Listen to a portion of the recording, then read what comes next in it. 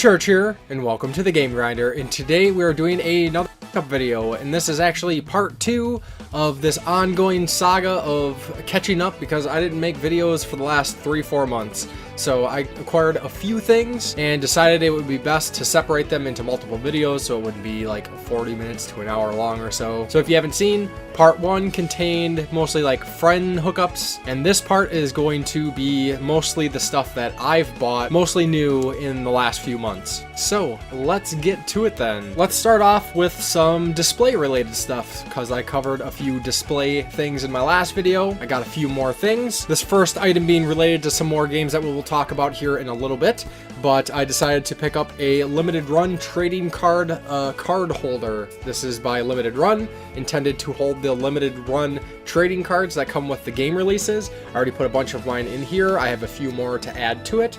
One thing that was kind of neat is this actually came with a steel plate used for printing the Oregon Trail card. So I need to look into to see maybe if there's some more of those kind of floating around, because those would be kind of neat to collect, especially for the Shantae postcards, I guess. And then of course they don't really hold the postcards, so I just threw all my postcards in the back of this. So yeah, I thought that was kind of cool. Then these next two things, as you see, I do have some amiibos, so I picked up a couple more amiibos recently. So if anybody's been following me to any extent over the last couple months, going back to the spring, I did a surprise unboxing video that Jason of Corpse Flood Gaming gave me. Basically a box of a bunch of stuff, including a Wii U and Breath of the Wild. And with acquiring those, I decided to sit down and play through Breath of the Wild. And surprise, surprise, I absolutely love the game. I'm still sticking with my top 3 picks of Game of the Years for 2017, but Breath of the Wild is a definite must play. So with that, of course, leading into some amiibos, I decided I had to pick up a couple Breath of the Wild amiibos, primarily because of my enjoyment of the game, and I absolutely love the art style and design that they went with Breath of the Wild. So first one here is the Link Archer amiibo. I know there's a Link on a horse one. I'm not dying to get that one. This one is just fine. And then I also picked up the Zelda amiibo. And keeping it going with figures, a little while ago I picked up the Nier Automata Figma figure. This comes with 2B and a machine. I actually pre-ordered this, I think, the end of last year, and was super stoked to get this because I love this game. This was actually my Game of the Year for 2017. And I'm really starting to enjoy these Figmas. They're really nice looking figures. I love the variety and the little stands that they come with to let you pose them. So I can't wait to get this on my shelf. Then this next figure kind of relates to something that I have previously acquired with the God of War Collector's Edition, which I did an unboxing video for, but decided to pick this up for the hell of it. It wasn't terribly expensive, so I got another Kratos figure. And I don't mind giving this game some more representation because it is an awesome game. Then this next item is something that I've kind of wanted to talk about for a while. Thought about making maybe its own video, but I just, of course, didn't get around to making any videos for a little while. But a huge shout out to Discart for introducing me to Rose Colored Gaming. Now this is just a single stand by Rose Colored Gaming. This is for the Game Boy Advance. They make stands for all sorts of things. As you will see here, I've picked up quite a few stands in the last couple months. I thought these would be great to show off some of my handhelds, though I don't know how far I will go with putting all my handhelds on stands because I do want to get more colors and variations of the various Game Boys, and that could just get incredibly ridiculous, take up a lot of space. So I'm not sure if I'll continue doing this, but I also did get some various stands for various loose games that I have to kind of give a little bit more spice to the shelves and highlight some particular games. Stuff like some of the WayForward Game Boy Color games, some of the Blizzard console games, and just some other great games and interesting ones to show off in my collection. So if you haven't checked them out already, check out Rose Colored Gaming. They make some really cool stuff. They make more stands for various things, even stands for like the NES and SNES Classic, specifically designed ones like Legend of Zelda ones, and a lot more. They're really cool. Great stuff, great price. Alright, so like I said, there is some more limited run stuff.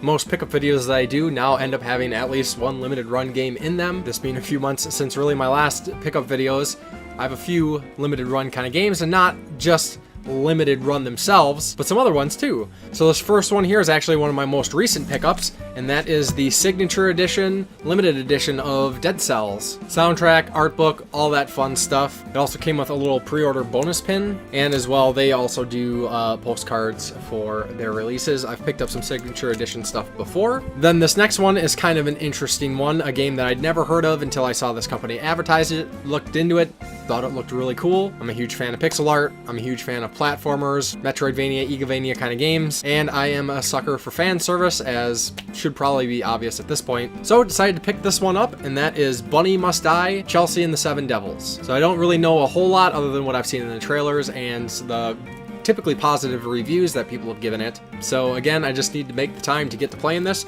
And with that, I also picked up the soundtrack that came with it as well. And then Strictly Limited also does their own postcards with the releases, so that is cool.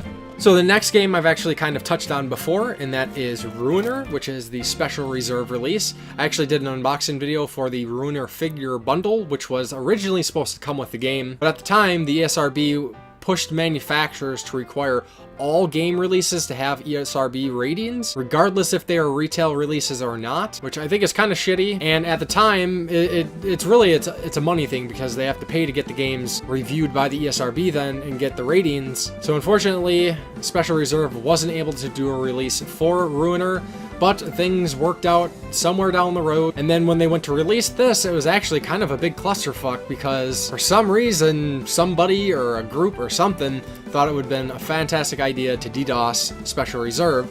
So really for like a week, like their site was completely down. They had to pull in Limited Run to actually help them do the sale for the game. So just, you know, bad stroke of luck for these guys. They do some great releases, but I am happy to get Ruiner.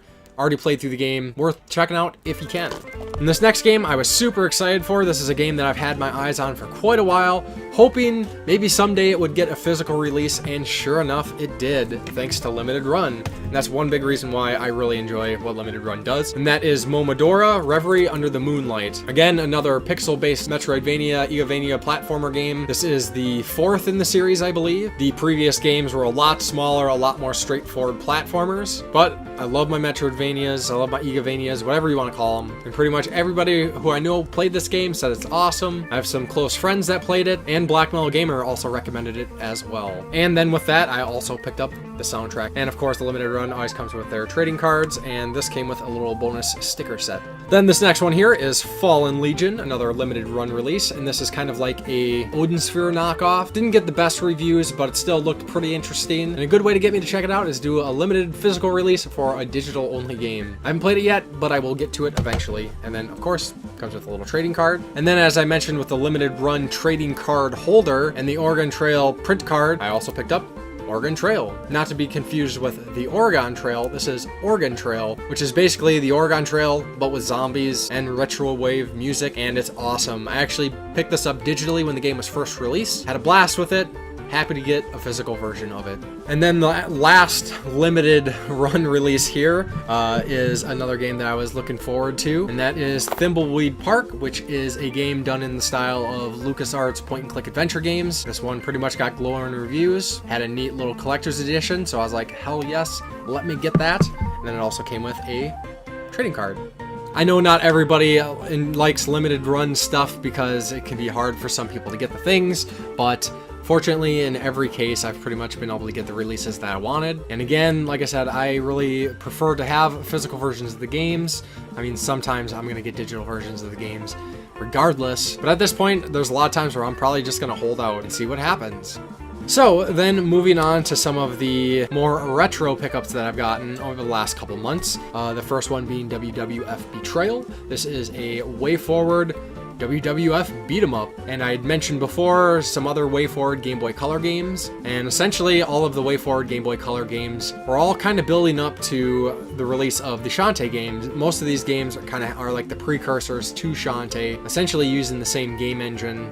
So I thought that was pretty neat and decided to get all of the Game Boy Color games, and the last one of the WayForward ones being Extreme Sports. Again, using a very similar engine to what Shantae has, and this one is a bunch of sports minigames. Not the greatest game in the world, but pretty cool nonetheless. And then this one I actually think I should have probably included in my last pickup video. I think I got this when I traded in a bunch of stuff at the meetup and picked up a couple games, but Tales of the Abyss for the PlayStation 2. I'm pretty close to having pretty much all the Tales of games. Haven't played a lot of them yet, but this one comes pretty highly recommended. A lot of people credit this as one of the best Tales of games, so stoked to get that. Now I just need to make the time to play all of the other Tales games, which there's a lot of them. Then this next game here is a pretty unique and very, very interesting game, and that is called Incredible Crisis.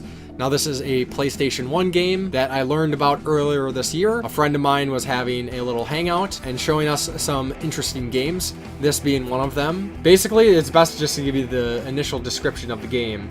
The severe fun of the Incredible Crisis is all about maintaining your sanity as you help Teneo's family get home in time for Grandma's birthday. And basically what this is a bunch of mini games covering the different family members, and they're all just really crazy, really wild, very goofy, and like I said, it's a very interesting game. And actually at the same time we were hanging out, he showed us another game called Power Shovel, which is basically a game where you play construction vehicles trying to complete tasks, which sounds incredibly boring, but you'd be surprised. You throw a hyped up Japanese announcer, crazy techno music, and it makes for a really funny and interesting game. So I'm looking forward to getting that one too. So these next two games are really the last of the retro stuff that I've picked up, and these are actually reproductions. I know not everybody is a fan of reproductions. Of course, you can go out and just download ROMs, but I think it's still kind of cool to have physical representations of these games on my shelves. Of course, I have a bunch of Super Nintendo translation games, stuff that was never released here. I actually learned about these years ago when I first ordered my Shantae Game Boy Color reproduction before I got the actual cartridge itself, and I saw these at the time, thought they looked really cool, wanted to get it, but didn't do it until now, and kind of this is my way of thanking that person for introducing me to one of my favorite gaming series. And these are more than just like a lazy package, it's actually kind of the full deal. So with that said, the first one here is Snatcher for the Sega CD. Now the cool thing about these reproductions is it's full artwork. It has the printed disc art, comes with a manual as well. Unfortunately, it doesn't come in a jewel case, but I'm fine with a DVD case for a reproduction. Now, Snatcher being an old school point-and-click adventure game by Hideo Kojima, who is most well known for the Metal Gear games. He also did another one called Policenauts, which I hope to get a translated version eventually, because that was never released outside of Japan. So, fingers crossed. Then the next one is Pop Full Mail for the Sega CD. Again, comes with a printed disc and a manual as well. And this is kind of like a platforming RPG. And what's actually interesting is both of these games I've known about pretty much since they were originally released. I don't remember exactly what magazine it was. It might have been an EGM or something that had some screenshots. One of those magazines I used to read back in the day had a lot of Sega CD adverts and show off games, especially like Pop Full Mail. And at the time when I was really starting to get into anime, seeing animated cutscenes and things like that I thought was absolutely amazing. So I need to make it a point to play these games soon, but we all know how that goes. Okay, so moving into some new games, I guess. First one here being Detroit Become Human. This is the latest release from Quantic Dream, a studio that I'm a big fan of. I really enjoyed Heavy Rain. I really enjoyed Beyond Two Souls. I haven't played Indigo Prophecy yet, but I do hope to eventually. And this one, I think by far is the best game they've done. The story was compelling. The graphics were amazing. I know a lot of people scoff and say, oh, it's just a movie. It's not a video game. And to those people, I say, why don't you actually sit down and try playing one of these games once and see what it's about, because there's a lot more to it than just button prompts. Decisions, there is character controlling situations. I mean, if you don't care about games with story, then of course this isn't going to be a game for you. But for those who enjoy a great story, great acting, amazing graphics, definitely check out this game. One of the best games released this year for sure. Then the next game here is Dragon's Crown Pro. This is the Battle Hardened Edition, which was essentially like a limited edition pre-order, although from what my understanding it seems like most versions of this game, even in retail, came with the steelbook. But this is an HD remaster of Dragon's Crown, Vanillaware's PlayStation 3 beat-em-up. This is probably one of the cooler beat-em-ups that's around. Absolutely love their art style. They did some really interesting things with the gameplay, kind of added in some RPG mechanics. Of course, it's great to be able to pull in people from online to be able to join you. It has a lot of great replayability in it. I love what Vanillaware does. They did Odin Sphere, Muramasa, Grim Grim Grimoire, and for some reason I cannot remember the name of the game that they're working on right now. They gave us Sentinels 13, which I'm not sure what the gameplay type is going to be, but it seems like it's more modern with mecha, so that is a big departure of what they've done, mostly fantasy stuff, so I'm really looking forward to that. And this next one was a deal that Josh Leslie of Frantic Society posted about, and I was like, holy crap, that's a deal I cannot pass on. Newegg was selling this for like, I think $5 or something, and it's a combo pack of Inside and Limbo, both indie games by Play Dead. Inside I've been looking forward to playing for quite a while. It seemed to have gotten glowing reviews. A lot of Game of the Years picked it as like the indie game of the year, I think for 2017, and I still haven't got around to playing Limbo, so here is my opportunity. The next one here was something I just picked up just for the hell of it. I have some of these collections on other systems, but decided to grab the Sega Genesis Classics collection. Again, another compilation of Genesis games. Haven't got around to playing with some friends, but I will definitely be doing that soon. And the next game here is one that I mentioned in my last pickup video as part of a series of games that I've grown to absolutely love. Thought this was the perfect opportunity to finally get to play this game because it was a little bit older, and that is Dark Souls Remastered. Another day one purchase, jumped into this game, absolutely loved it. So now for the Dark Souls series, I only have to play Dark Souls 2. I never played Demon's Souls either, but I've played 1, 3, and Bloodborne. I'm looking forward to Sekiro, so yeah, not much else to say about that. And then this is probably one of the most underrated and vilified games this year, I guess. Something I was looking forward to for quite a while. When the game came out, didn't necessarily deliver on all the expectations that I kind of had set in my own head, but most people seem to really dislike this game. I mean, I guess people like what they like and dislike what they dislike, but I find judging a game on some like janky graphics and stuff like that is really silly because games aren't all about graphics. But with that said, this is Agony for the PlayStation 4. This was actually a independently crowdfunded game. It's essentially a walking simulator in hell, and I think a lot of people might have not played walking simulators before they jumped into this one. It does have some minor combat through the initial playthrough, and especially with the second playthrough, the Succubus mode, which actually was probably my favorite part of the whole game, was a lot more combat heavy. So I will say, if you enjoy walking simulators, you like hellscapes, don't mind some grotesque scenery and a lot of nudity, whether male or female, I think it's worth checking out. I have no regrets. So then the game that I've actually completed most recently was something that I was dying for them to do a physical release for. They sort of did when this game was first released. It came with a collector's edition that just had a statue, but a digital code for the game, so I didn't pick that up. Because I don't want to say I don't necessarily want to support that thing, because it wouldn't be the first time that I've bought a physical thing for a game that didn't come with the game. But I digress. Sonic Mania Plus. Fantastic. This is the Sonic game that Sonic fans have always wanted. At least the OG Sonic fans, that is. No goofy, furry relationships here. This is straight up old school Sonic. Ton of content here. There's your standard mode. There's kind of like the Encore mode that's mixed up. Changes up some of the gameplay mechanics. But like I said, if you enjoyed the original Sonic games for the Sega Genesis, you gotta play this one. It is fantastic. Then the last game here is actually something that I just kind of picked up willy-nilly. It's a game that I do enjoy, but I don't really play. I kind of put like 20-30 hours into it and call it good. There's some additional bonuses acquired in this game for Overwatch if you played through some special events they did, so that's kind of when I first started checking it out, and I was like, hey, this is actually really cool. And that is Heroes of the Storm. This is essentially a MOBA light game, kind of like Dota 2 or League of Legends, but like I said, it's a lot more light, a lot more casual. So if those games ever sounded kind of interesting to you but sounded overwhelming, this might be a good place to start. And really the reason I picked this up is because I have a Blizzard collection, and I would like all Blizzard games in my Blizzard collection, so I wanted to add this one to it while I could. Then this next one, I cannot remember who I saw pick this up. It was a friend picked it up. I was like, hey, that's really cool. Sounded like a really good deal. Jumped on Amazon, ordered it for myself, and that is the Resident Evil 3 CG movie collection. Comes with Degeneration, Vendetta, and Damnation, which I think are great Resident Evil movies, a lot better than the Mila Jovovich movies. And if you've been following me for a while, you know I am slowly implementing a lot of video game movies into my collection, for ones that at least that I'm interested in. So happy to grab that. Then this last item here is one of the more recent pickups that I've I've gotten. Some of you might have heard that Sony is celebrating their 500 millionth console sale. Basically, they've sold 500 million consoles in the PlayStation's life, going from PlayStation 1 to PlayStation 4. And for that, they were doing a special version of the PlayStation 4 Pro, which was a little bit more expensive than the standard Pro, but came in this really cool dark translucent blue, had a numbered plate on it, and actually had a 2 terabyte hard drive, so it's not all bad being a little bit more expensive. Unfortunately, I couldn't swing that price, but at the same time, they were doing standalone releases for the controller and the headset, and I've been wanting to get another PlayStation controller for a while, so I decided to pick up the 500 million limited edition DualShock 4 controller. And of course, like I said, I've been wanting to get another PlayStation controller for a while, so of course, I opened it up. Awesome looking controller.